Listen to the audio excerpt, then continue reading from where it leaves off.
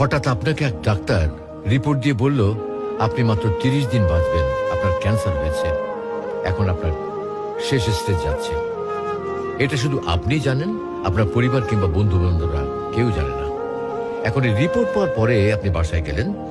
প্রতিদিনের মতো আজকেও আপনার বাবা আপনাকে বকাঝকা শুরু করলো, তোকে দিয়ে কিচ্ছু হবে না, সারাদিন কোথায় থাকিস তুই, অকাজের ছেলে, ইত্যাদি ইত্যাদি। এই মধ্যবিত্তের বাবার যেমন হয় আর কি।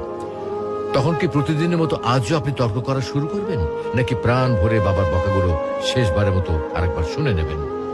হঠাৎ আপনার মা এসে আপনাকে বলল, নে বাবা ভাতটা খেয়ে নে। আপনার মনে হবে এই বুঝি আপনার মায়ের শেষ হাতের খাওয়া, আপনি আর বাঁচবেন না। আপনি পরম তৃপ্তি নিয়ে খাবেন এবং আপনার কাছে মনে হবে এটা আপনার শ্রেষ্ঠ খাবার, যদিও ডাল ভাত হোক না কেন।